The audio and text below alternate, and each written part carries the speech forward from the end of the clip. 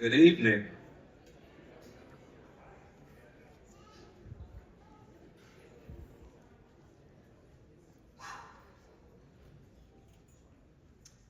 As the man said, my name is Brooklyn McLinn.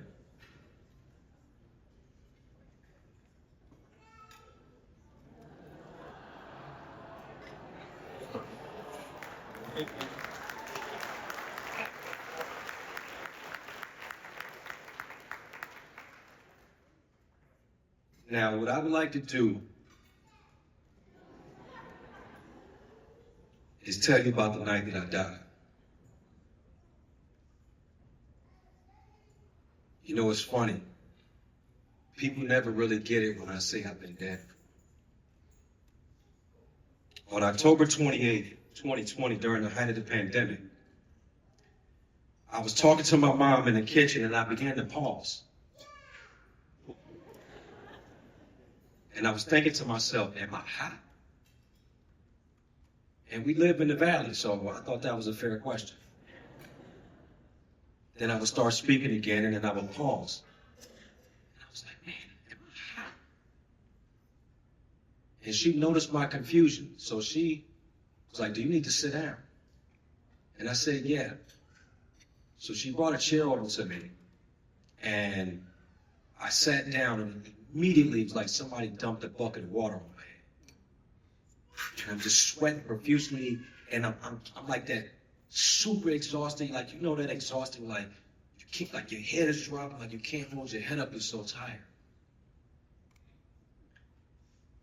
My mom's freaking out. She's like, I'm calling 911.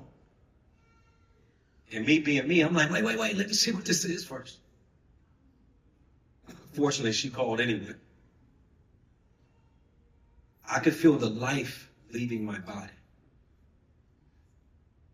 And yes, it's true when they say that your life flashes before your eyes when you die, because mine did.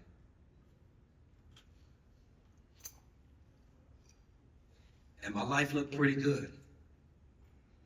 I accomplished a lot with what I was given. So my thought was, if this is death, I'm okay with it because it doesn't hurt.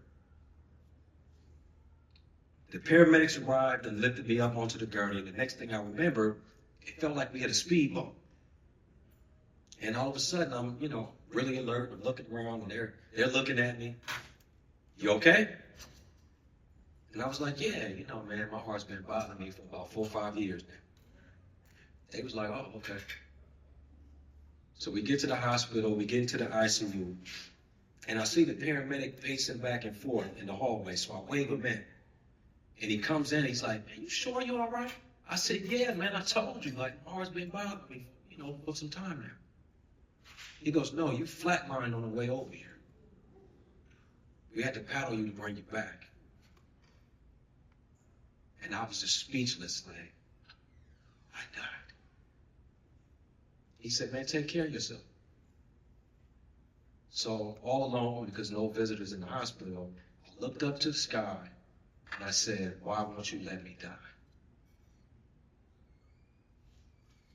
You see, that wasn't my first challenge with my heart. My grandmother died of a heart attack, and my father died of a heart attack at the age of 49. In May 2016, in the best shape of my life, having booked a major role on a TV show and feeling invincible, playing basketball for exercise is something that I love to do. So while playing recreationally, I feel some discomfort in my sternum. But I kept playing, like most athletes do. You push through 1 game, 2 games. I left the gym and I went about my day, and the pain was slowly increasing. Once my left arm started going numb, is when I thought, maybe I should go to the hospital. I drove myself to the hospital just in time to pass out in the lobby. They got me up, gave me a nitrate, and promptly told me I was having a massive heart attack called widowmaker. And me being me, don't you have to be married to have one of those? The doctor, not in a laughing mood, said, your heart is in bad shape. It's the size of a football, and your valves are leaking. And all I could think about was my father in that moment, because I did everything that he didn't do. And I still ended up in the same position that he was in. I received a stent in the major artery leading to my heart and was told by the doctor I would need a heart transplant. And I was like, what? I was like, man, you tripping. I was just playing ball this morning. Like, besides, I got to go back to work on Tuesday. And the doctor gave me a knowing look and said, listen, needless to say, I lost that job. And it sent me on a miraculous journey that has led me here tonight. Because of my poor heart function, my kidneys started to suffer, and I began dealing with edema really bad, which put me back in the hospital for a week. In 2017, I had my first open heart surgery. It's called a door procedure. It was designed to make my heart a more normal size and keep my valves from leaking. After about 6 weeks post-operation, I began to feel very tired.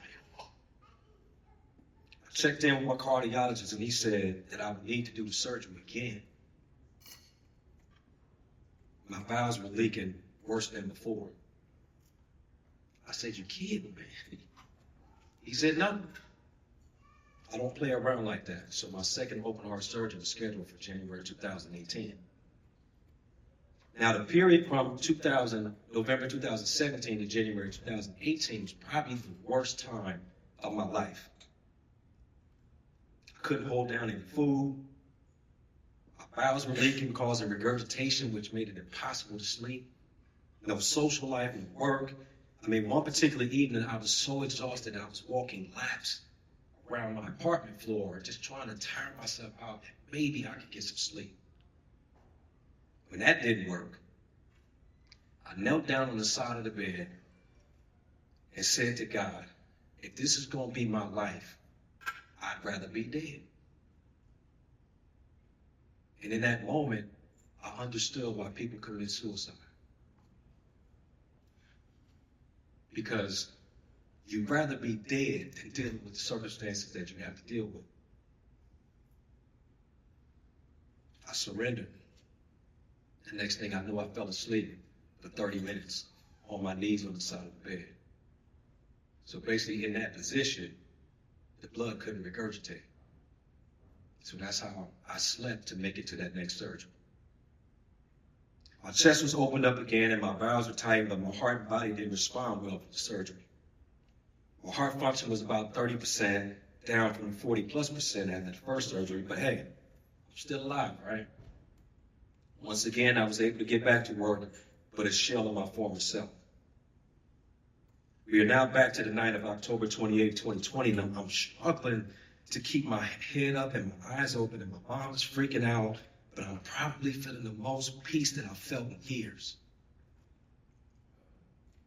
My father once said to me that there's 2 reasons why people don't make it. Either you quit or you die. So as I was dying, I thought to myself, 2 heart attacks, 2 open heart surgeries, my liver, my spleen shutting down, my kidneys failing. I've given this thing everything I got. It's time to go. But by the grace of God, blessed in the hands of the paramedics, I'm still here.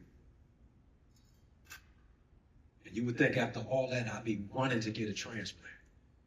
But I didn't. I struggle with the idea. That somebody has to die so I can keep living.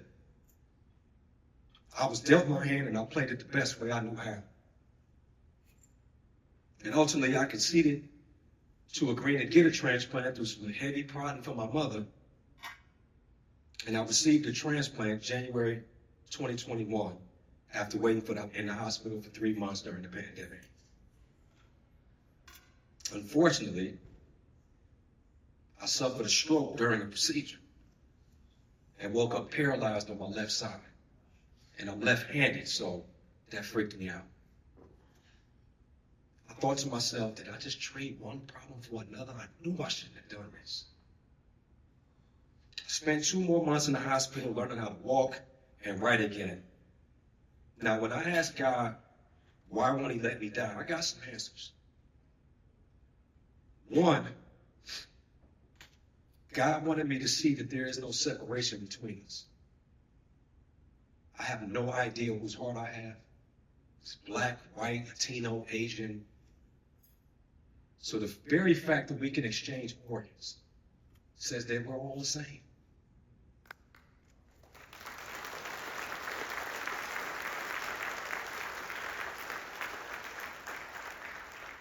And two, I now have legal guardianship of my 2-year-old grandnephew, CJ, who I've had since he was 2 weeks old. And to think that if I had died on that kitchen floor, I wouldn't have had the opportunity to be his father, to be my son.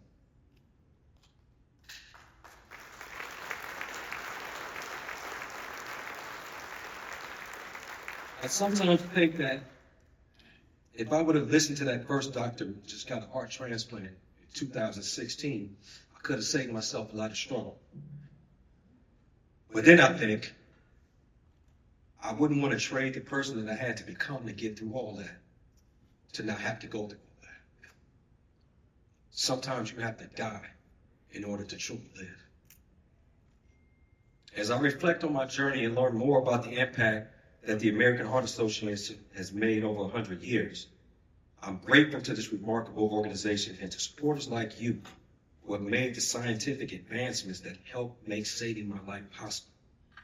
It is because of people like you who donate to advanced scientific research that we now have life-saving solutions like the pacemaker, which I had, and microsurgery, which have both been instrumental in my survival. It is because of champions like you that the American Heart Association is able to bring greater awareness to heart disease and stroke and help survivors like me. It is because of you that I get to enjoy more precious life moments with CJ, my mom, and my friends and family. And lastly, I want to say, we've all heard the phrase that many are called, but the chosen a few. I think it should be all are called, but few choose to listen. So thank you for being some of the few who choose to listen and for giving generously so that we may one day see the world without heart disease and stroke. Thank you.